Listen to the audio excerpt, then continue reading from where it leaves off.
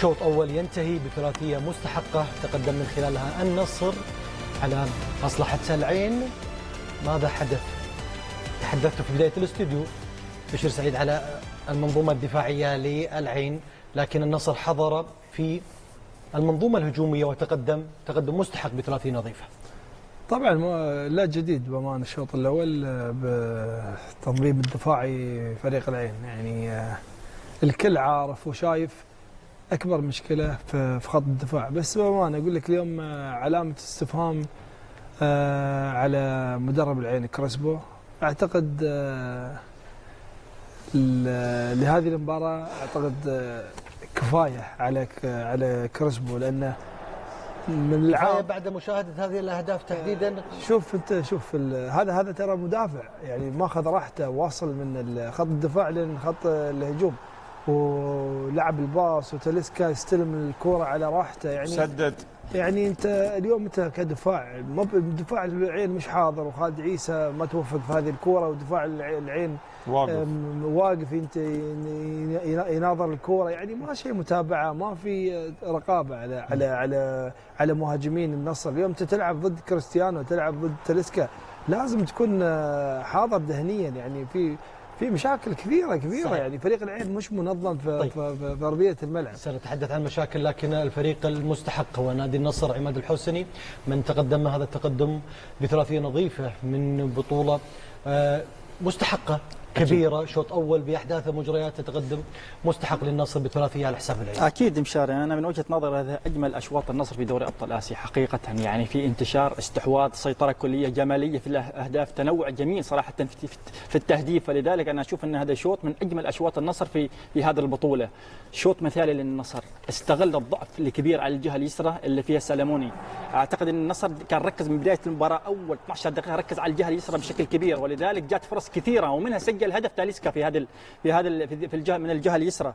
هناك في سيطره كليه، دائما النصر مركز بشكل كبير. سلطان الغنام في الزياده العدديه دائما ما يكون موجود، علامه فارقه بامانه، دائما ما يكون له تاثير كبير. انا اشوف ان النصر ركز من بدايه الشوط على الجهه اليسرى بشكل كبير. انا استغرب عدم وجود إيريك في التشكيل، إيريك موجود في الدكه، فلذلك كانت قوه العين كانت في الجهه اليسرى اللي فيها إيريك. اليوم وجود إيريك اعتقد ان النصر قدر ان يستغل الهفوات الكبيره اللي موجوده في دفاع نادي العين، ولذلك النصر قدر انه بامانه انه يفرض شخصيته في الشوط الاول، قدر انه يصل للمرمى عده مرات، قدر انه يهدد بشكل كبير لمرمى العين. انا اشوف ان النصر بامانه هذا الشوط شوط مثالي، شوط من افضل اشواط النصر في هذه البطوله، واذا استمر هذا العطاء وهذا المستويات اللي قاعد يقدمها النصر في الشوط الاول، انا اعتقد انه راح تكون هناك زياده اهداف في الشوط الثاني. اداء كبير كما ذكر عماد الحسني. مبارك مصطفى اللي نادي النصر حضر من خلاله بامكانيات ونجوم لاعبيه 3 لا شيء في شوط اول يحسب للنصر.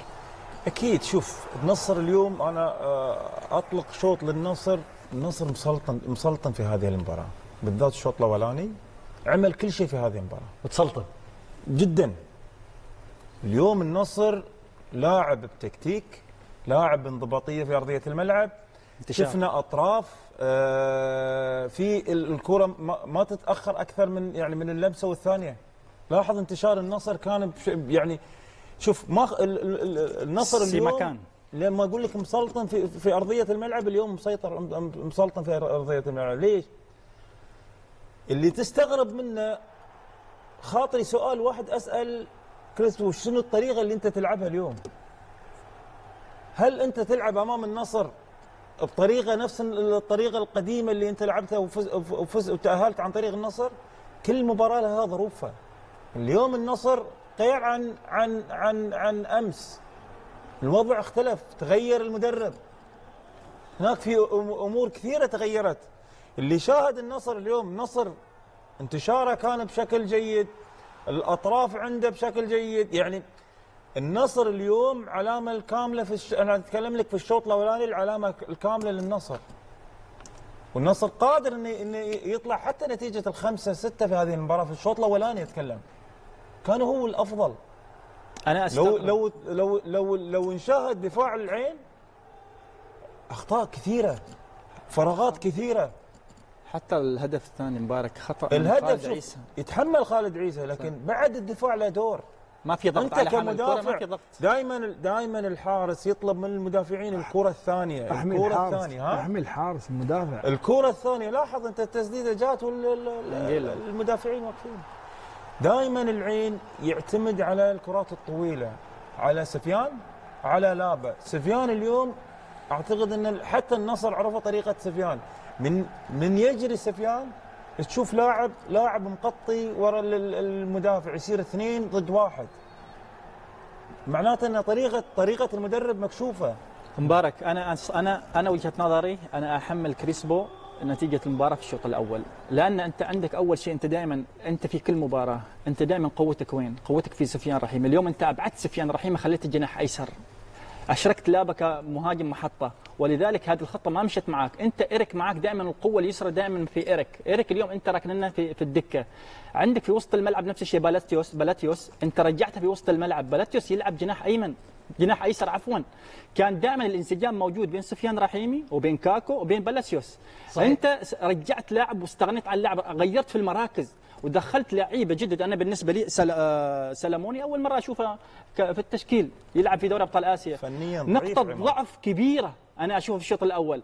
يحيى نادر موجود في وسط الملعب، دائما يحيى نادر يوم يكون موجود يقدم نفسه بشكل جيد. عندك اللاعب محمد عباس، عندك اللاعب إيريك، هذه أسماء كنا نشاهدها في التشكيل. اليوم صح. أنت غيرت من شكل الفريق كامل، ولذلك قدر النصر أنه يستغل هذه الأخطاء اللي أنت ارتكبتها كمدرب.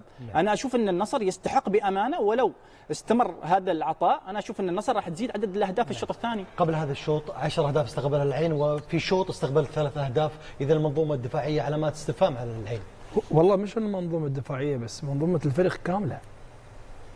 يعني انت لو تلاحظ اليوم، شوف اليوم يمكن كروسبو يغلط في التشكيله، بس انت كلاعب في الملعب شو دورك؟ يعني لازم انك انت تفكر، تحس انك انت جالس فريقك تسجل. بدايه الاستوديو ذكرنا هل هي مواجهه الفرصه الاخيره من شوط اول، قد تكون هناك علامات استفهام كثيره. والله شوف بالنسبه لي انا اشوف انا كروسبو يعني خلاص مع العين يتحمل مسؤوليه كبيره، لانه ما في تطور في اداء العين. يعني بالعكس العين بالفتره الاخيره جالس يقدم مستوى جدا ضعيف. يعني مع كروسبو اعتقد ما بيضيف اي شيء.